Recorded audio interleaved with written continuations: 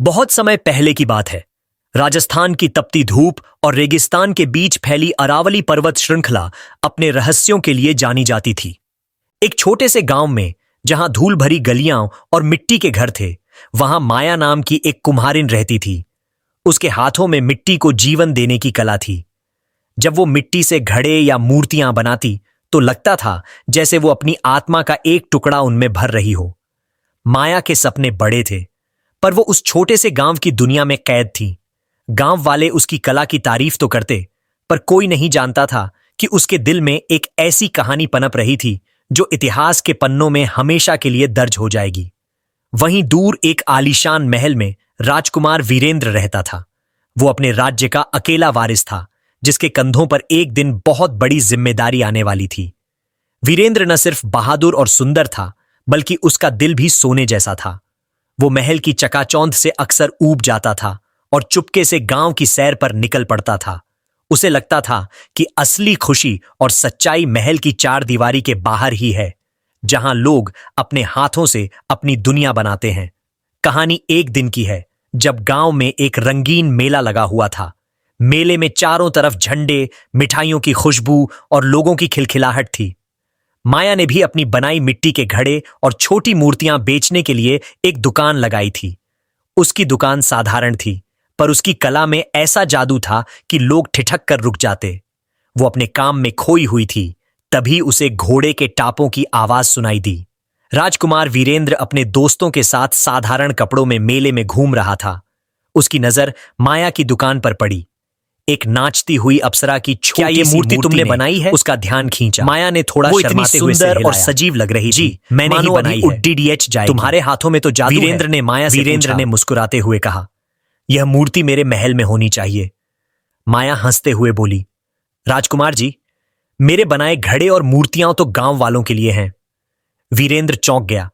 तुम्हें कैसे पता कि मैं राजकुमार हूं? माया ने शरारती आंखों से उसे देखा और कहा, जिस तरह से आप चलते हैं और जिस आत्मविश्वास से आप बात करते हैं, वैसा गांव में कोई नहीं करता। वीरेंद्र हंस पड़ा। उसने वो मूर्ति खरीदी और माया से दोबारा आने का वादा किया। माया ने सोचा यह मजाक है, पर वीरेंद्र का दिल उस सादगी और कला में खो गया था। अगले कुछ दिनों में वीरेंद्र बार बार गांव आने लगा। वो माया की दुकान पर रुकता, उससे बात करता और उसकी कला की तारीफ करता। माया को पहले यह सब थोड़ा अजीब लगा, पर धीरे धीरे उसे वीरेंद्र की सादगी और उसकी बातों में छुपा हुआ प्यार दिखने लगा। एक दिन जब माया नदी किनारे मिट्टी ले रही थी, तो वीरेंद्र वहां पहुंच गया। उसने पूछा, तुम यहां अकेली हो? मिट्टी मेरी दोस्त है, माया ने जवाब दिया।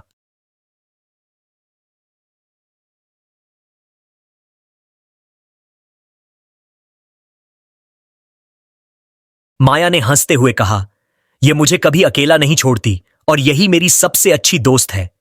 वीरेंद्र ने मजाक में कुछ कहा, पर उसकी आंखों में एक गहरा सवाल था। माया ने उसकी ओर देखा और उसका दिल जोर से धड़धकने लगा। वो समझ गई कि यह सिर्फ मजाक नहीं था। वो एक साधारण कुम्हारिन थी और वो राजकुमार। उनके बीच का फासला आसमान और जमीन जितना था। एक रात जब गांव में हल्की बारिश हो रही थी, वीरेंद्र भीगा हुआ माया के घर पहुंचा। उसकी आंखों में एक अलग ही चमक थी। उसने कहा, माया, मुझे तुमसे कुछ कहना है। माया ने घबराते हुए पूछा, क्या बात है राजकुमार?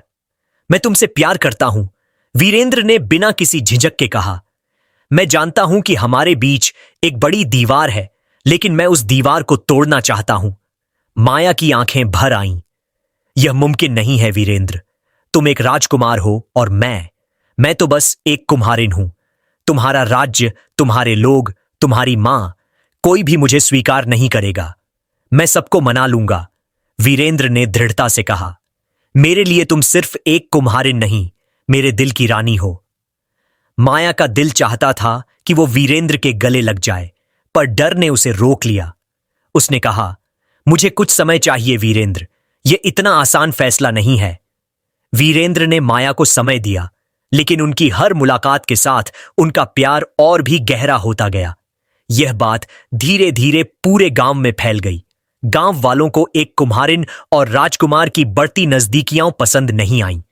उधर महल में रानी मां को भी इसकी भनक लग चुकी थी। उन्होंने वीरेंद्र को अपने पास बुलाया और सख्त लहजे में कहा, तुम एक राजकुमार हो, तुम्हारा विवाह किसी राजकुमारी से ही होगा। इस कुम्हारिन के सपने को भूल जाओ। मां, मैं माया से प्यार करता हूं, वीरेंद्र ने कहा। वह मेरे दिल की रानी है। रानी क्रोधित हो गई। अगर तुम नहीं माने तो मैं उसे गांव से निकलवा दूंगी। वीरेंद्र का दिल टूट गया, लेकिन उसने हिम्मत नहीं हारी। वह तुरंत माया से मिला और उसे सारी बात बताई। माया ने गहरी सांस ली और कहा, वीरेंद्र, मैं तुमसे प्यार करती हूं, लेकिन मैं तुम्हारे और तुम्हारे परिवार के बीच नहीं आना चाहती। नहीं माया, वीरेंद्र ने कहा, हम साथ मिलकर हर मुश्किल का सामना करेंगे। माया और वीरेंद्र का प्यार अब एक तूफान की तरह था, जो न तो रुक सकता था और न ही छिप सकता था। लेकिन इस प्यार की राह में अब कांटे बिछने लगे थे। गांव में अफवाहें तेजी से फैल रही थीं। कुछ लोग माया पर ताने कसते हुए कहते, तूने क्या सोचा कुम्हारिन, कि राजकुमार तुझसे शादी कर लेगा?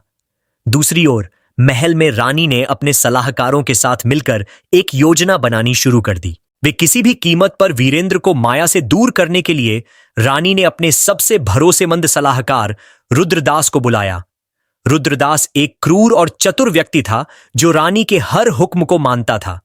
रानी ने उससे कहा, रुद्रदास, इस कुम्हारिन का गांव में रहना अब बर्दाश्त नहीं होगा। उसे यहां से दूर करो, लेकिन ऐसा होना चाहिए कि वीरेंद्र को जरा भी शक न हो। रुद्रदास ने सिर झुकाया और कहा, जैसी आपकी आज्ञा रानी मां। मैं कुछ ऐसा करूंगा कि वह खुद ही गांव छोड़कर चली जाए। उधर वीरेंद्र और माया छुप छुप कर मिलने लगे। वे नदी के किनारे एक पुराने बरगद के पेड़ डीडीएच के नीचे मिलते, जहां कोई नहीं आता था। एक शाम जब आसमान तारों से भरा था, माया ने वीरेंद्र से कहा, मुझे डर लगता है वीरेंद्र, अगर तुम्हारे परिवार ने मुझे नुकसान पहुंचाने की कोशिश की तो मैं क्या करूंगी?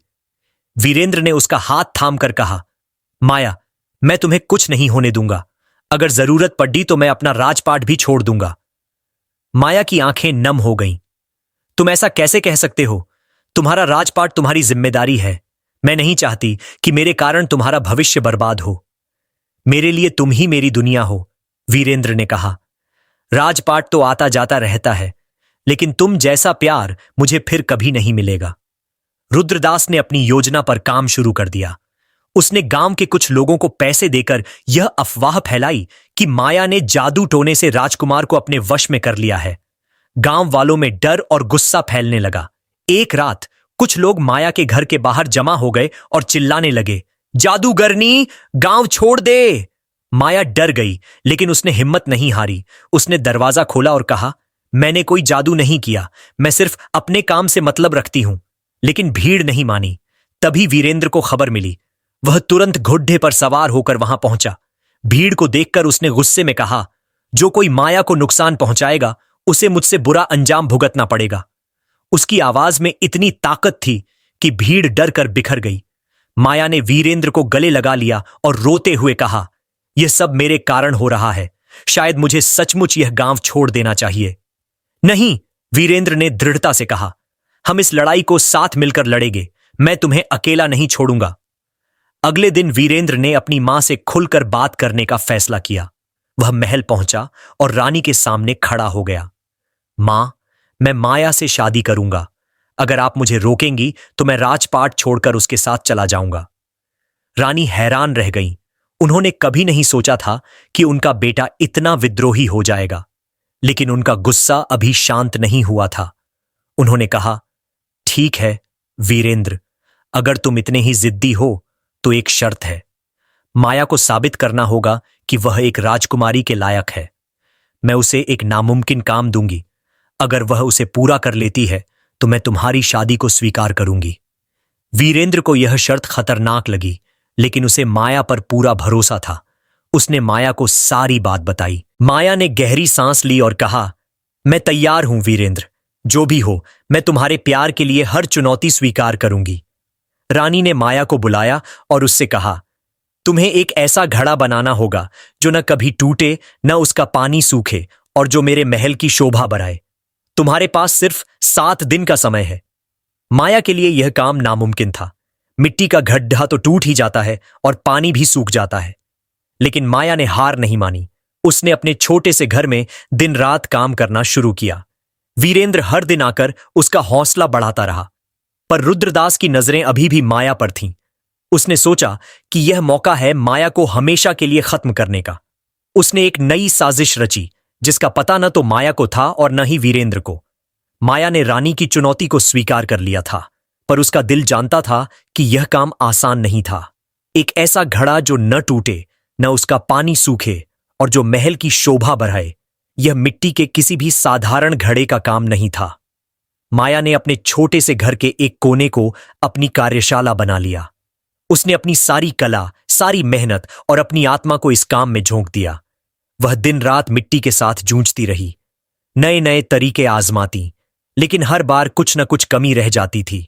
वीरेंद्र हर दिन माया से मिलने आता और उसे हिम्मत देता। वो कहता, माया, तुम्हारी कला में जादू है, तुम जरूर कुछ ऐसा बना लोगी जो सबको हैरान कर देगा।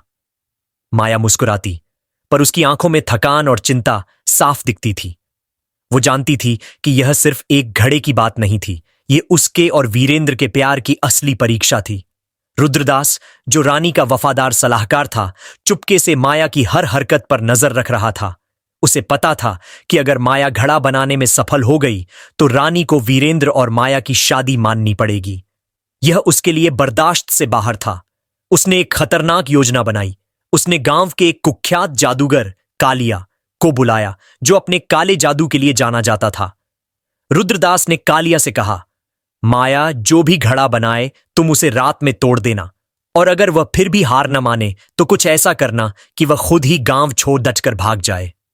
कालिया मुस्कुराया और बोला, यह काम तो मेरे लिए बच्चों का खेल है, बस मेरी कीमत पूरी कर दीजिए। रुद्रदास ने उसे सोने की मोहरों से भरा एक थैला दे दिया। उसी रात जब माया अपने बनाए एक घड़े को आखिरी रूप दे रही थी, अचानक तेज हवा चली। माया का घर छोटा था और दरवाजा खुला था। उसने देखा कि उसका घड़ा, जो अभी तक सही सलामत था, अचानक जमीन पर गिरकर टुकड़े टुकोड़े हो गया। माया स्तब्ध रह गई। उसे लगा कि यह उसकी कोई गलती थी, पर उसका दिल कह रहा था कि कुछ गलत हो रहा है। माया ने हिम्मत नहीं हारी। उसने अगले दिन फिर से काम शुरू किया। इस बार उसने नदी के गहरे तल से एक नई चमकदार और मजबूत मिट्टी निकाली, पर वह जानती थी कि यह मिट्टी भी रानी की शर्त को पूरा नहीं कर सकती। तीसरे दिन जब वह अपना नया घड़ा चूल्हे में पका रही थी, वीरेंद्र उसके पास आया। माया, तुम ठीक हो? उसने चिंता से पूछा। माया ने उदास होकर कहा, मैं कोशिश कर रही हूं वीरेंद्र, पर हर बार कुछ न कुछ गलत हो जाता है। मुझे लगता है कि कोई मेरे खिलाफ साजिश कर रहा है। वीरेंद्र ने उसकी बात गंभीरता से सुनी। मैं इसकी तह तक जाऊंगा, तुम बस अपने काम पर ध्यान दो, मैं तुम्हें कुछ नहीं होने दूंगा। वीरेंद्र ने अपने सबसे भरोसेमंद दोस्त अर्जुन को बुलाया। अर्जुन गांव का एक चतुर और फुर्तीला लड़का था, जो महल में उसका साथी था। वीरेंद्र ने उसे माया के घर के आसपास नजर रखने को कहा। उसी रात जब कालिया फिर से माया के घर में घुसने की कोशिश कर रहा था, अर्जुन ने उसे पकड़ लिया। कालिया ने भागने की कोशिश की, पर अर्जुन ने उसे पकड़कर वीरेंद्र के सामने पेश कर दिया। वीरेंद्र ने कालिया से सख्ती से पूछताछ की। डर के मारे उसने सारा सच उगल दिया कि कैसे रुद्रदास ने उसे माया के खिलाफ साजिश करने के लिए पैसे दिए थे। वीरेंद्र का गुस्सा 7वें आसमान पर था। उसने तुरंत महल जाकर रानी को सारी बात बताई। मां, आपने मेरे प्यार को खत्म करने के लिए इतनी घटिया हरकत की, वीरेंद्र ने क्रोध में कहा। रानी चुप थीं। उनके पास कोई जवाब नहीं था, पर उनका अहंकार उन्हें माया को स्वीकार करने से रोक रहा था। उन्होंने कहा, ठीक है वीरेंद्र, मैं रुद्रदास को सजा दूंगी, पर माया को अभी भी वह घड़ा बनाना होगा। अगर वह ऐसा नहीं कर पाई तो तुम्हें मेरी बात माननी होगी। वीरेंद्र ने माया को यह बात बताई। माया अब और मजबूत हो चुकी थी। उसने कहा, मैं हार नहीं मानूंगी, कुछ भी हो मैं वह घड़ा बनाऊंगी। छठे दिन माया को एक सपना आया। सपने में एक बूढ़ी औरत ने उसे बताया, माया, तुम्हारी कला में सच्चाई और प्यार है। नदी के किनारे एक चमकता हुआ पत्थर है, उसे अपनी मिट्टी में मिलाओ और तुम्हारा घड़ा अमर हो जाएगा। सुबह उठकर माया नदी किनारे गई। वहां उसे सचमुच एक चमकता हुआ पत्थर मिला, जो रात में तारों की तरह चमकता था। उसने उस पत्थर को पीसकर अपनी मिट्टी में मिलाया और एक नया घड़ा बनाना शुरू किया। इस बार उसने अपने प्यार, अपनी मेहनत और अपनी उम्मीद को उस घड़े में भर दिया। 7वें दिन जब घड़ा तैयार हुआ, वह इतना सुंदर था कि देखने वाले दंग रह गए। उसका रंग बदलता था और उसमें भरा पानी कभी सूखता नहीं था। माया ने वह घड़ा रानी के सामने पेश किया। रानी हैरान थी। उन्होंने घड़ा उठाया, उसे देखा और फिर जमीन पर पटका, पर वह नहीं टूटा। उन्होंने उसमें पानी डाला और उसे कई घंटों तक रखा, पर पानी नहीं सूखा। रानी के पास अब कोई बहाना नहीं था। लेकिन रुद्रदास, जो अभी भी सजा से बच रहा था, ने अपनी आखिरी चाल चली। उसने गांव में यह अफवाह फैला दी कि माया ने जादू से घड़ा बनाया है और यह जादू पूरे राज्य को बर्बाद कर देगा। गांव वाले फिर से माया के खिलाफ हो गए। इस बार भीड़ इतनी उग्र थी कि वीरेंद्र और माया को गांव छोड़कर भागना पड़ा। वे एक पुरानी गुफा में छुपने के लिए जंगल की तरफ भागे। जंगल की वह पुरानी गुफा जहां माया और वीरेंद्र छुपे थे, नम और अंधेरी थी। गुफा के बाहर रात का सन्नाटा था। बस जंगली जानवरों की हल्की आवाजें और पत्तियों की सरसराहट सुनाई दे रही थी। माया का दिल तेजी से धड़क रहा था, पर वीरेंद्र के पास होने से उसे हिम्मत मिल रही थी। वीरेंद्र ने माया का हाथ थामा और कहा, माया, कुछ भी हो, मैं तुम्हें कभी अकेला नहीं छोड़ूंगा। हम इस मुश्किल से बाहर निकल जाएंगे। माया ने उसकी ओर देखा। उसकी आंखों में आंसुओं के साथ एक हल्की सी मुस्कान थी। वीरेंद्र, तुम एक राजकुमार हो। तुम्हें मेरे लिए इतना बड़ा खतरा क्यों मोल लेना है? तुम वापस महल जा सकते हो, अपनी जिंदगी जी सकते हो। मेरी जिंदगी तुम हो माया, वीरेंद्र ने गंभीरता से कहा। महल, राजपाट सब बेकार है अगर तुम मेरे साथ नहीं हो। तभी रुद्रदास और उसके सैनिक गुफा में घुस आए। अंधेरे में वीरेंद्र ने अपनी तलवार से 2 सैनिकों को घायल कर दिया, पर रुद्रदास ने एक चालाकी भरी चाल चली। उसने अपने आदमियों को गुफा के प्रवेश द्वार पर आग लगाने का आदेश दिया, ताकि धुएं से गुफा भर जाए और वीरेंद्र माया बाहर आने को मजबूर हो जाए। धुआं गुफा में फैलने लगा। माया खांसने लगी और वीरेंद्र की आंखें जलने लगीं, पर माया ने हिम्मत नहीं हारी। उसने गुफा के एक कोने में एक छोटा सा छेद देखा, जहां से हवा आ रही थी। उसने वीरेंद्र को इशारा किया और दोनों उस ओर बढ़े। छेद को खोदकर बड़ा करने में उन्हें थोड़ा समय लगा, पर आखिरकार वे एक संकरे रास्ते से बाहर निकल आए। बाहर निकलते ही माया ने देखा कि जंगल में बारिश शुरू हो गई थी। बारिश ने गुफा के बाहर लगी आग बुझा दी और रुद्रदास के सैनिक इधर उधर भागने लगे। पर रुद्रदास ने हार नहीं मानी। उसने वीरेंद्र को देख लिया और अपनी तलवार लेकर उसकी ओर दौड़ा। तभी जंगल से एक रहस्यमयी शख्स निकला। वह एक बूढ़ा साधु था, जिसके चेहरे पर तेज था और हाथ में एक लंबा डंडा था। उसने रुद्रदास को रोकते हुए कहा, रुक जाओ रुद्रदास, तुम्हारी साजिशें अब और नहीं चलेंगी। रुद्रदास हंसा, अरे बूढ़े, तू मेरे रास्ते में क्यों आ रहा है? ये राजकुमार और उसकी जादूगरनी मेरे लिए खतरा है। साधु ने अपनी गहरी आवाज में कहा, जादू वह नहीं है जो माया करती है। असली जादू उनके प्यार में है, जो तुम्हारी हर साजिश को नाकाम कर रहा है। साधु ने अपना डंडा जमीन पर मारा और अचानक एक तेज रोशनी फैली। रुद्रदास और उसके सैनिक डर के मारे पीछे हट गए। साधु ने वीरेंद्र और माया को अपने साथ चलने का इशारा किया। वे दोनों थके हुए और डरे हुए थे, पर साधु के पीछे पीछे चल पड़े। साधु उन्हें जंगल के गहरे हिस्से में एक छोटी सी झोपड़ी में ले गया। वहां आग जल रही थी और चारों ओर शांति थी। साधु ने उन्हें बैठने को कहा और बोले, मैंने तुम्हारी कहानी देखी है। तुम्हारा प्यार सच्चा है, पर तुम्हारी परीक्षा अभी खत्म नहीं हुई है। रुद्रदास तुम्हारा पीछा नहीं छोड़ेगा और रानी का अहंकार भी तुम्हारे रास्ते में रुकावट बनेगा। माया ने पूछा, हम क्या करें बाबा? मैं तो बस एक कुम्हारिन हूं। मेरे पास न ताकत है न धन। साधु ने मुस्कुराते हुए कहा, तुम्हारे पास वह है जो किसी राजा रानी के पास नहीं, सच्चाई और प्यार। पर अब तुम्हें एक बड़ा कदम उठाना होगा। मैं तुम्हें एक राज बताऊंगा। इस जंगल में एक पुराना मंदिर है, जहां एक जादुई मिट्टी का स्रोत है। उस मिट्टी से बना कोई भी घड़ा अमर होता है। अगर तुम उस मिट्टी से एक और घड़ा बना सको, तो तुम रानी और पूरे राज्य को दिखा सकती हो कि तुम खास हो। वीरेंद्र ने उत्साह से कहा, तो हमें वह मिट्टी ढूंढनी होगी। साधु ने चेतावनी दी, लेकिन वह मंदिर आसानी से नहीं मिलेगा। वहां पहुंचने के लिए तुम्हें कई खतरों से गुजरना होगा और रुद्रदास को भी इस मिट्टी के बारे में पता चल सकता है। माया और वीरेंद्र ने एक दूसरे की ओर देखा। उनके दिल में डर था, पर प्यार की ताकत उस डर से कहीं बड़ी थी। माया ने कहा, मैं तैयार हूं बाबा, चाहे कुछ भी हो, मैं वह घड़ा बनाऊंगी। साधु ने उन्हें मंदिर का रास्ता बताया और एक छोटा ताबीज दिया जो उन्हें खतरे से बचाएगा। अगली सुबह माया और वीरेंद्र उस प्राचीन मंदिर की तलाश में निकल पड़े। जंगल घना था और रास्ते में जहरीले सांप, गहरी खाइयां और जंगली जानवर थे। पर सबसे बड़ा खतरा रुद्रदास था, जो उन्हें जिंदा या मुर्दा पकड़ने के इरादे से अपने सैनिकों के साथ उनकी तलाश में था। जंगल का रास्ता बहुत कठिन था। घने पेड़ों की वजह से सूरज की रोशनी भी मुश्किल से पहुंच पाती थी। माया और वीरेंद्र साधु के बताए रास्ते पर चल रहे थे, लेकिन हर कदम पर खतरा मंडरा रहा था। माया के हाथ में साधु का दिया हुआ ताबीज था, जो हल्का चमक रहा था, मानो कोई अदृश्य शक्ति उन्हें रास्ता दिखा रही हो। वीरेंद्र की तलवार उसकी कमर पर बंधी थी और उसकी आंखें हर हलचल पर नजर रख रही थीं। माया, जो इस जंगल की दुनिया से अनजान थी, वीरेंद्र के साथ कदम से कदम मिलाकर चल रही थी। पहले दिन की दोपहर में जब वे एक संकरे रास्ते से गुजर रहे थे, अचानक एक तेज गुर्राहट ने उन्हें चौंका दिया।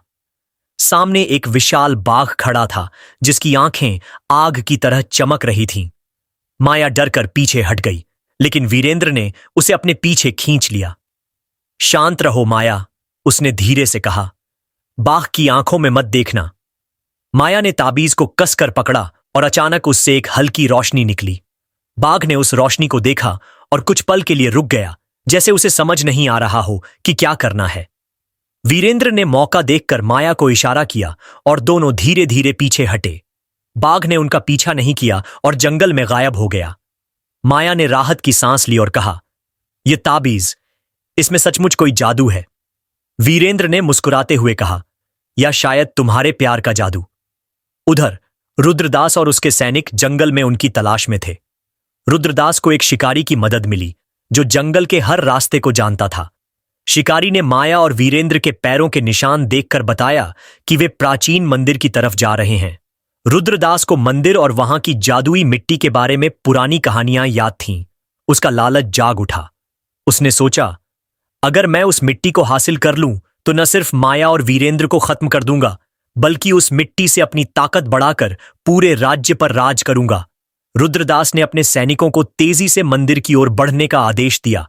उसने यह भी यकीन दिलाया कि गांव में यह अफवाह फैल जाए कि माया और वीरेंद्र जंगल में जादूगरों के साथ मिलकर राज्य के खिलाफ साजिश रच रहे हैं।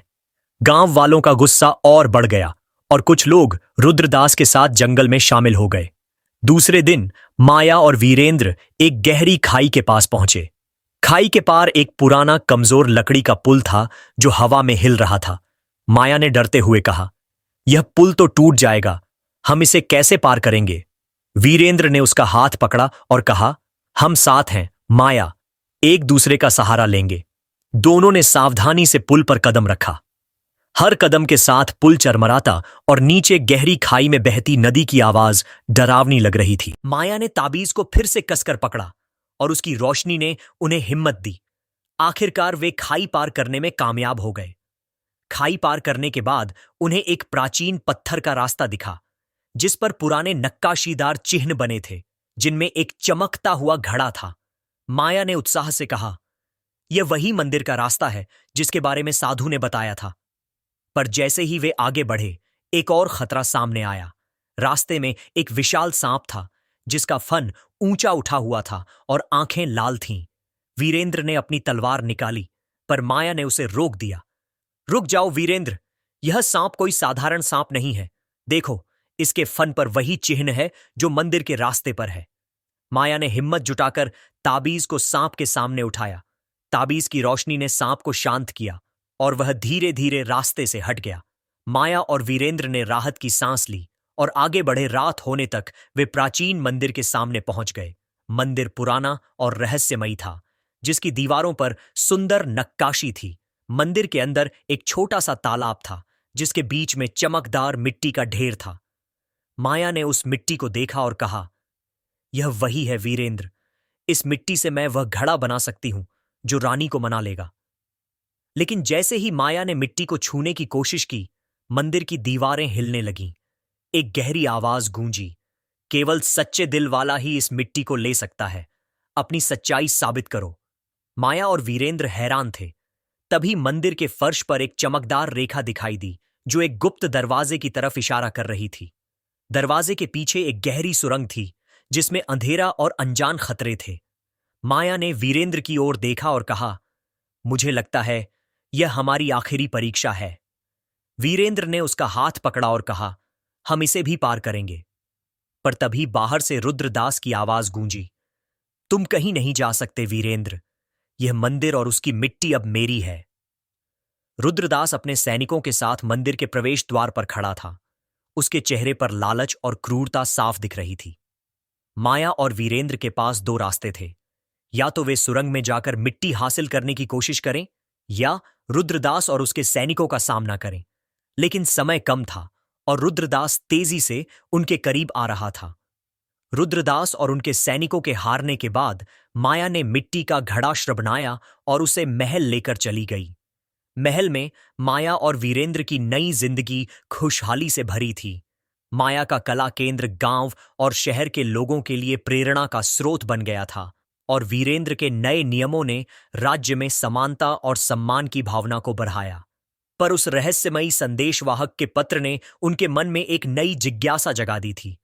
पत्र में लिखा था कि प्राचीन मंदिर में एक और रहस्य छिपा है जो उनके राज्य को हमेशा के लिए बदल सकता है। माया और वीरेंद्र ने इस रहस्य को सुलझाने का फैसला किया, पर इस बार वे अकेले नहीं गए। उन्होंने अपने भरोसेमंद दोस्त अर्जुन और गांव के कुछ नौजवानों को साथ लिया। माया, वीरेंद्र और उनकी छोटी सी टोली जंगल में उस प्राचीन मंदिर की ओर बढ़ी। इस बार रास्ता पहले से कम डरावना था, क्योंकि गांव वालों का साथ और माया के जादुई घड्डिढे की शक्ति उनके साथ थी। मंदिर में पहुंचते ही उन्होंने देखा कि वहां का माहौल पहले से अलग था। तालाब, जहां से माया ने जादुई मिट्टी ली थी, अब सूख चुका था, पर उसके नीचे एक चमकता हुआ पत्थर था जिस पर एक प्राचीन भाषा में कुछ लिखा था। माया ने ताबीज की रोशनी में वह भाषा पढ़ ही, जो सच्चे दिल से यहां आएगा उसे मिट्टी का आखिरी रहस्य मिलेगा, एकता का उपहार। तभी मंदिर की दीवारें फिर से हिलीं और एक गुप्त कमरा खुल गया। कमरे के अंदर एक पुरानी मूर्ति थी जो एक कुम्हार और एक राजा को एक साथ मिट्टी का घड़ा शश शबनाते हुए दिखा रही थी। मूर्ति के पास एक छोटा सा तालाब था जिसमें चमकदार मिट्टी थी, पर इस बार वह मिट्टी हर रंग में बदल रही थी। माया ने उस मिट्टी को छुआ और उसे एक सपना दिखाई दिया।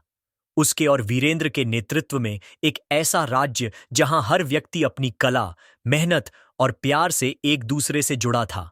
माया ने उस मिट्टी से एक नया घड़ा बनाया जो देखने वाले के सामने हर बार अलग अलग रंग और आकार में चमकता था। इस घड़े की खासियत यह थी कि यह हर उस व्यक्ति के सपनों को दिखाता था जो इसे देखता था। माया और वीरेंद्र ने इस घड़े को अपने राज्य के केंद्र में रखा और इसे एकता का घड़ा नाम दिया। इस घड़े ने न सिर्फ गांव वालों को एकजुट किया, बल्कि पड़ोसी राज्यों के साथ भी शांति और सहयोग की शुरुआत की। रानी, जो अब माया को अपनी बेटी की तरह मानती थीं, ने इस घड़े को देखकर कहा, माया, तुमने न सिर्फ मेरे बेटे का दिल जीता, बल्कि पूरे राज्य को एक नया रास्ता दिखाया। समय के साथ माया और वीरेंद्र का प्यार और मजबूत होता गया। उनका राज्य समृद्धि और खुशहाली का प्रतीक बन गया। माया के कला केंद्र ने नई पीढ़ियों को प्रेरित किया और वीरेंद्र के न्यायपूर्ण शासन ने हर व्यक्ति को सम्मान और अवसर दिया। रुद्रदास, जो देश निकाला पा चुका था, कभी वापस नहीं लौटा और उसकी साजिशें इतिहास के पन्नों में दफन हो गईं। एक दिन जब माया और वीरेंद्र अपने महल की छत पर सूर्यास्त देख रहे थे, माया ने कहा, वीरेंद्र, क्या तुम्हें लगता है कि हमारा प्यार सचमुच इतना शक्तिशाली था? वीरेंद्र ने उसका हाथ थामा और कहा, माया, हमारा प्यार मिट्टी की तरह था, सादा, पर उसमें अनंत संभावनाएं थीं। तुमने उस मिट्टी को एक अमर कहानी में ढाला। माया ने मुस्कुराते हुए कहा, और तुमने उस कहानी को एक हकीकत बनाया। उस दिन के बाद माया और वीरेंद्र ने अपने राज्य को प्यार, एकता और कला के रंगों से सजाया। उनका जादुई घड़ा और एकता का घड़ा आने वाली पीढ़ियों के लिए प्रेरणा बन गए। उनकी कहानी गांव-गांव और शहर-शहर फैली और लोग उन्हें कुम्हारिन और राजकुमार की अमर प्रेम कहानी के रूप में याद करने लगे। और इस तरह मिट्टी और प्यार की यह कहानी जो एक छोटे से गांव से शुरू हुई थी एक महान साम्राज्य की नींव बन गई।